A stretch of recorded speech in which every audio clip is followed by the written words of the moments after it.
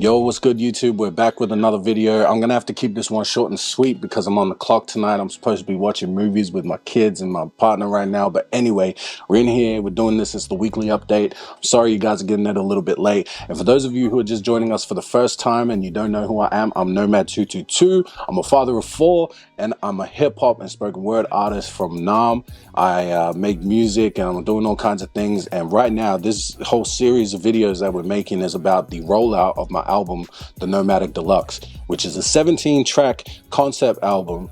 And the way that we're rolling this album out is actually via waterfall release. And what that means is that every week I'm dropping one song from the album until the whole album is out. So for 17 weeks straight, you're getting one new song every single Friday. And that's why we're making this series. That's why we're studying the analytics and we're seeing how it's going and how the whole rollout is being enhanced by content. And that's the whole reason for starting this series. Anyway, what we're going to get into today is how we're doing in week 7 of the entire release, how the numbers have changed in a space of 7 days, as well as some life updates. You know, lately I've been updating you guys about We Move Co and what we're doing with the programs that we're running in schools and things like that. So I got an update there, but I've also got an update about something that I just announced, which is that I'm going on tour next year. My very first tour, and my very first shows in New Zealand, as well as Perth and Sydney.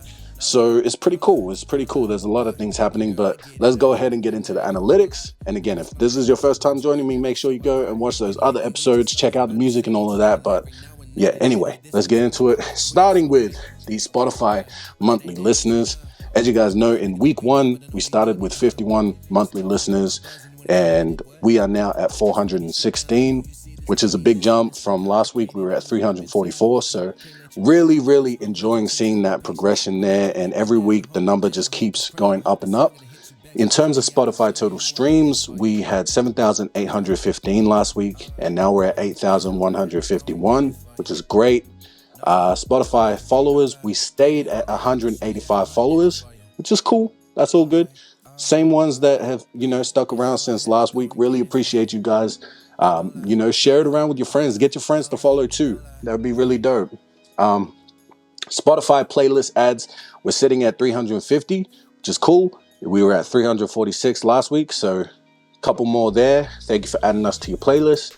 Apple Music daily listeners, we have gone from 2, which has been a consistent 2 for the past 6 weeks, since week 1, but now we are at 3 daily listeners. So shout out to the extra person who's jumped on board and are now part of the Nomads and moving with us and everything like that. We're happy to have you. Anyway, Apple Music total streams, we're still sitting at 7,700, which is cool. That's all good. All-time streams. Instagram followers, we are now at 4,040. And as you guys remember from last week, I was talking about how the followers had kind of dropped off a little bit because of some bots that I had to purge from my account. I had a bunch of bots following me, and that resulted in a loss of like 69 people. Magic number right there. But now we're at 4,040, so we've gained 9 new followers. Shout out to all 9 of you.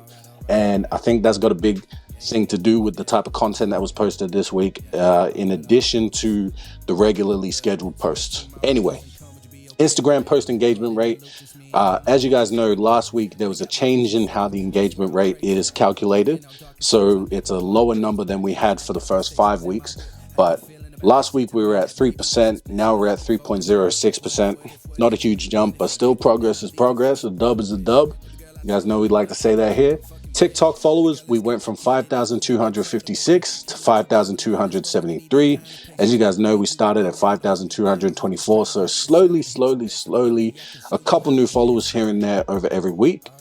A dub is a dub, right? 5,273 people on TikTok. That's 5,273 people that are part of the journey and moving with us. So really grateful for that. TikTok post engagement rate, we went from 3,307% to 2,653%. It's a bit of a dip, but still, that number's pretty crazy. Still in the thousands. Really happy about that. We started at 994.40%, so I can't be too mad about that. YouTube subscribers, we stayed at 473, so we didn't lose anyone. That's cool, but still, trying to see some more progress on YouTube. I'm very consistent with the YouTube shorts, getting into long form content like this. So I'm not too sure what's happening there. There's a whole different algorithm. We all know that these apps, TikTok, YouTube, Facebook, Instagram, all of these apps have different algorithms and different behaviors for their consumers and how they measure the success of different channels and accounts and things like that. So we just got to take that with a grain of salt and figure it out. The good thing about these analytics is that we can see that, you know, there's still consistency. There's still room for improvement. There's still room for improvement, so that's all good. I'm not going to be too mad about that. But that's the analytics as of week 7. And in week 7, the song that we dropped last Thursday, because it's Saturday night today, so a couple of days ago we dropped the song For You. And over the past week, people have been streaming my song The News, which is great. And if you guys haven't listened to The News yet, go and listen to it now. It's probably one of the most special songs on the album. I know for my partner, it's definitely her favorite song. And the reason for that is because it's actually from her perspective. So for those of you who don't know, father of 4, my first child was born in 2018. Her name's Anaya, our first daughter. And she was a very, very amazing surprise to me and my partner. At the time, we were 20 years old. I think, 19 when we first found out, and my partner gave me that news. But the day that she gave me that news, I know that she was feeling a lot of anxiety, a lot of insecurity about, whether or not I was going to take it in a good way or a bad way, if it was going to affect our relationship or not. And I don't think she realized how much I was paying attention to what was going on in her mind until I wrote this song. So I wrote it, I showed it to her for the first time, and I remember that first time that I ever showed it to her, that she just broke down, and she was it was happy tears in a way that it was like, wow, that really took me back. I think at that point in time, by the time we'd finished making that song, my daughter had been like 2 years old, or maybe 1 year old, or something like that. So it was, a lot of time had passed, and we'd kind of gotten used to the fact that we were parents. We weren't any longer those kids. We weren't those kids any longer. But listening to that song for her really took it back. So the first 2 verses are from her perspective of, the internal thoughts, what she was battling, and how she was, unsure if I was gonna, well, I pretty much just said it. And just all the millions of things that were going through her mind. And then the final verse, I kind of wrap it up and talk about, what I actually did in that moment to reassure her. And look, we're not perfect. We've had our ups and downs. We've taken some breaks, but, we've got a great relationship, and we parent these kids as best we can. And now there's 4 of them. So, and there's only 4 of them. We're not having any more. That's it. That's it for us. But, like I said, very special song to me. And if you haven't heard it already, go and listen to it now. There were some comments on TikTok that were saying this gives me Joyner Lucas vibes, and he was a major inspiration for me to even get into perspective raps, for sure. Like him, J. Cole, songs like Lost Ones or Ross Cappuccini, they were definitely songs where I was like, man, I really want to give that a try and see if I can write from somebody else's lens on life. And if you guys haven't heard those songs like Lost Ones and Ross, or even I'm Not Racist, go and check those out. But they were very instrumental in inspiring that piece of art right there in The News. This week, the song that dropped is called For You, produced by my boy Astro, and co-written by my boy Sire as well. If you guys know Sire, he's a major influence out in the west of Melbourne. I'm not sure if he's based here anymore, but we recorded that on his MacBook in his room. And the version that you hear, while it has gotten a master, it's actually pretty much the second draft that we ever made of that song. But he helped me come up with the hook for that and everything. But yeah, it's another song that's pretty special, and it's about my partner too. And it's about a period where we weren't sure if we were going to make it, but I was telling her, if you're patient with me, I promise one day I'm going to show you that you're the one that I did it for. This is for you. So that's why it's called For You. And it's for our babies. And what's crazy now is that there's 4 babies. So another meaning to it. But I'm just adding that onto it now. Anyway, that's the song that's out this week. It's really special. It's a bit more of a bop. The news is very slow and kind of sad, but For You is one that you can like kind of dance to as well. So that's something cool to check out. Anyway, let's move on and talk about what else is happening this week.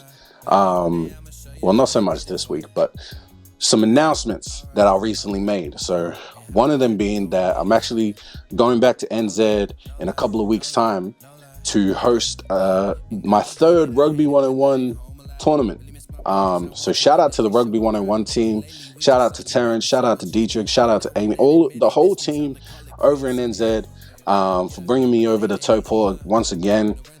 This is the 2nd tournament, I believe, in Taupo, unless they've done some more without me, which is cool. This is the 2nd one in Taupo that I'm going to.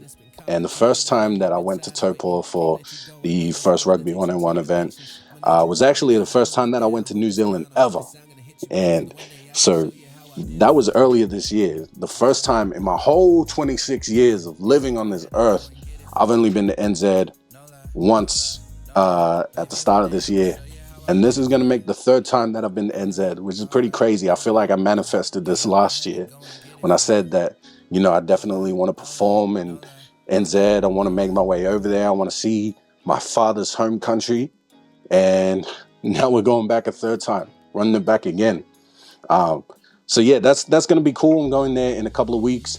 I believe the tournament is on the 5th of October.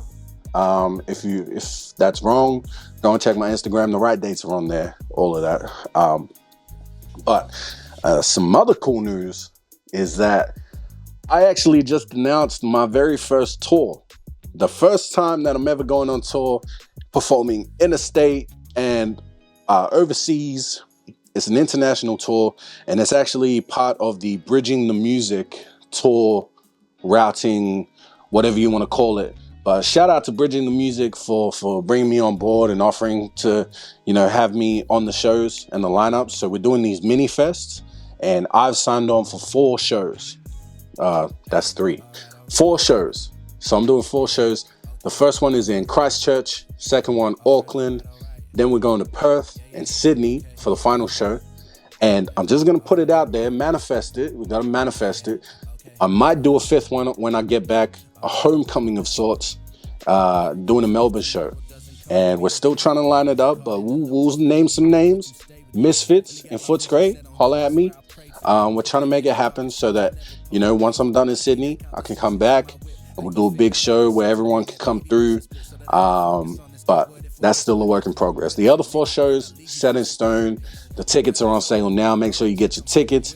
Your boy needs to move some units. I got to be real.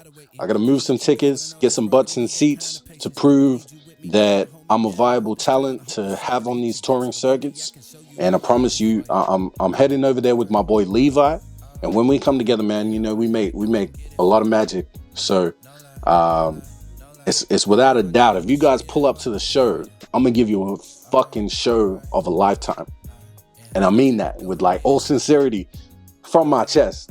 It's going to be one of the best shows that you've ever seen in your life. So make sure you get your tickets right now. Holla at me and let's get it. Is there anything that I'm nervous about this show? Just not putting butts in seats. That's the main thing. But if you guys seen the latest Instagram reel that I posted, it's actually been getting a lot of engagement, a lot of people. So what we did was actually, I took a song that I've been working on that's probably not going to get released until next year, and is produced by Uncle Max Van Soest, who's actually, from Sacramento, from the Bay Area. No, I shouldn't say the Bay Area. Don't kill me over that. He's from Sacramento, but he's from Cali, right? He actually produced the beat, and I'm working on a song called Standing on Business, which is going to come out next year. But what I did was I actually flipped the lyrics to be I'm going on tour, and made a whole different version of the song, kept it under a minute, And then I made like this cute little music video with my kids. And if you guys want to check it out, go and check it out. It's probably on my YouTube. It's on YouTube Shorts as well. But I made an announcement post where, we're just dancing in the lounge room. It's pretty well cut together and things like that. Pretty engaging. Got some lyrics and things like that. But the engagement has been going crazy. Been getting a lot of views. I think at this point, nearly 2,000 views on Instagram, which is nice, decent considering all the rest of my posts usually stay under 1,000 views. And the likes on that post too, we got 92 likes, which is great, 10 shares, 12 comments.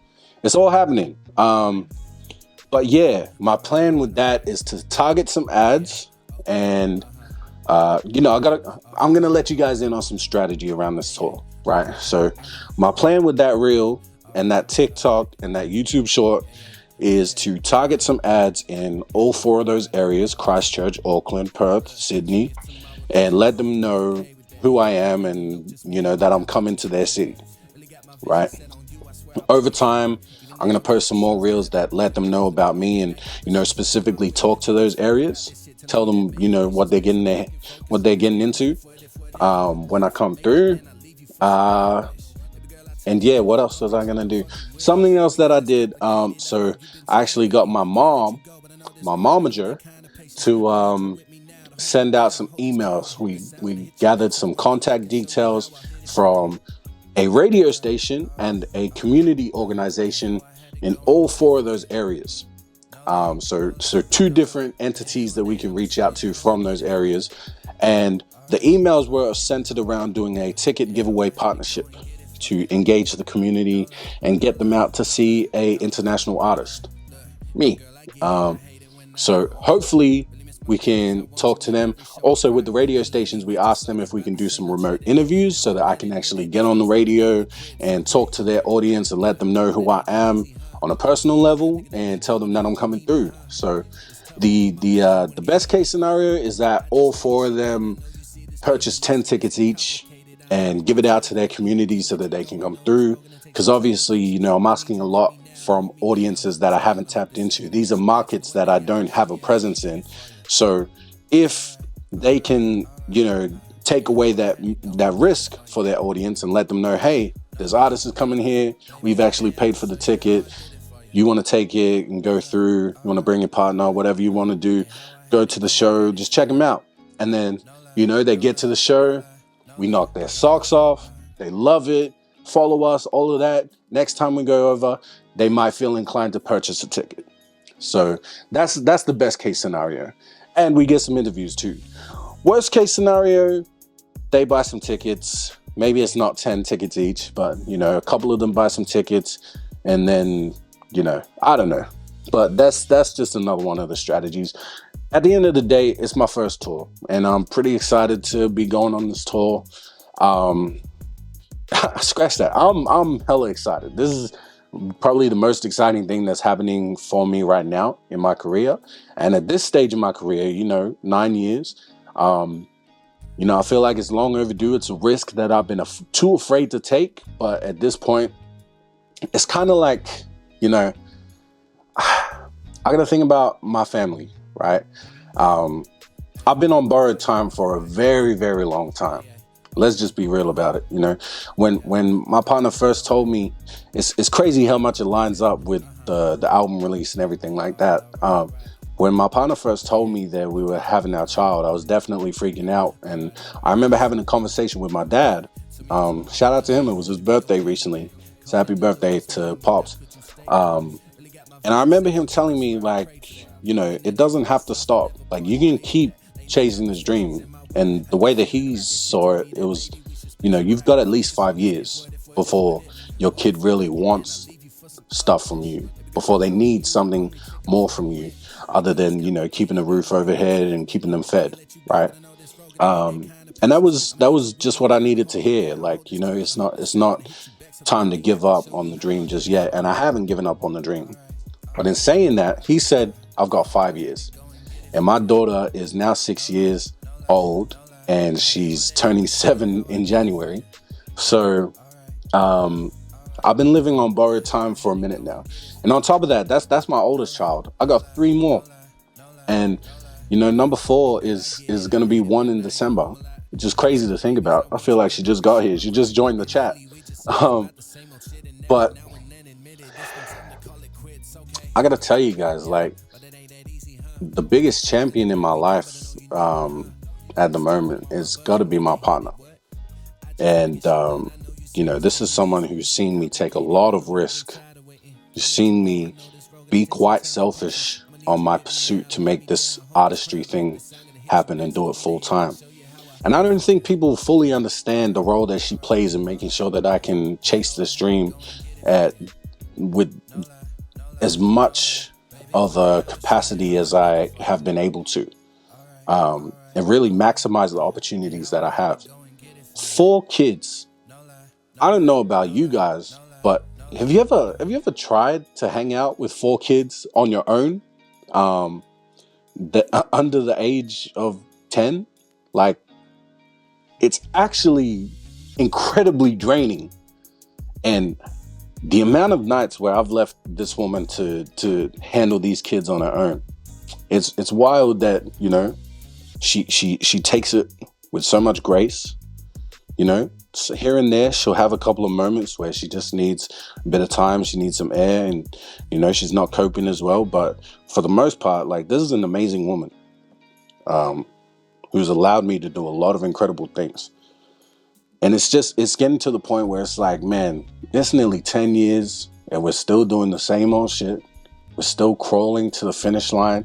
Every week we're just, you know, we're scraping $1 together out of 10 cents. And I'm trying to speak with all these different mixed metaphors, but basically what I'm saying is, like, you know, nearly 10 years and not much has changed.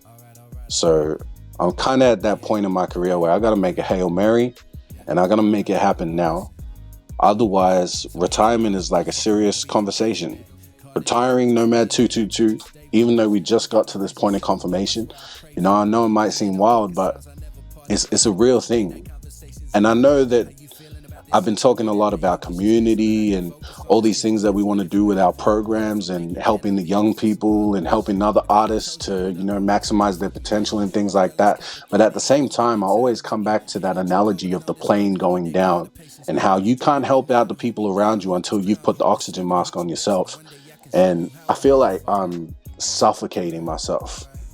I feel like I've been spending too many years, too many days just aimlessly, you know, going to work, coming home from work, and then just getting in here and doing more work. For what? For what? For what reason? Like, this stuff has never yielded anything tangible where I can say that, you know, I'm successful in my field. I've won some awards. That's cool. Some people quote my words. That's great. But man, it really is about money. Money really taints creativity. And it sucks. But in saying that, like, I just want my family to be happy, man. And I'm tired of sacrificing their happiness and even my own happiness to make this dream come true, you know. And with that being said, like, I don't want to end this video on a down note, because obviously I've got all these things locked in and I can't really move dates and things like that. But just so that you guys know, it's getting very real. It's been real. It has been real for a very long time. And as much as I try and push through these ceilings and these barriers that seem to, you know, hinder my ability to really break through and become, like, you know, that artist, I can't explain it, man. It's like, I'm very self-aware. I've said that in a couple videos now. I know that I'm 26 years old. I know that I'm about to be 30. And in a career like this, it's similar to the NBA, right? Like, you know, when you hit 30, you might as well be 80 years old. And you might as well be talking about sitting in a rocking chair at a retirement village. And I know that that's the perception that other people have for me, you know? they see me struggling. They see me, hopping on these videos and talking about, I'm going to be a big artist and I'm going to have 4 million monthly listeners. But let's just be real here, man. The window is closing, if not already closed. And as much as I want to, try, as much as I talk about, anything is possible, we are all made to do everything. I got to remember that always has been about inspiring other people. So maybe it's not me. I've done what I can. This stuff will live on longer than me. And hopefully that's enough to inspire the next Polynesian, Afakasi, Samoan, Māori kid who wants to rap like J. Cole to step up and take the torch, carry the torch further than I have been able to. And I got to start thinking about how I'm going to make enough money to ensure that my partner can maximize her ability to be a great mom and be there for our kids full time. And, just give them all the life that they deserve. And maybe that means going back to the warehouse. I don't know. We're kind of rambling now, but these are things that I talk about in therapy and with my partner and things like that. But at the end of the day, I just wanted you guys to know that there's always gratitude. I'm always gracious that I even get to call myself an artist, and I will be gracious the day when I can say that I used to be an artist. We're not there quite yet, but like I said, the window's closing. And when we do get to that point, I'll accept it with gratitude, and I'll be happy about what I've been able to do so far. I've done a lot of cool shit in this space, and no one can take that away from me. And if something were to happen in the next couple of months that allows us to continue growing and continue on this journey together, then I'll accept that with gratitude too. With that being said, this video is over. Thank you guys for watching. Make sure you go back. We still got weeks and weeks of songs, so don't let this get you down. It's not ending anytime soon. So stick around. Make sure you guys listen to every song that drops every single Friday. Follow me on Spotify. Follow me on all of the social media platforms. We're going to keep this train rolling until the wheels fall off. Much love to you all. I'm Nomad222. Yay, yay.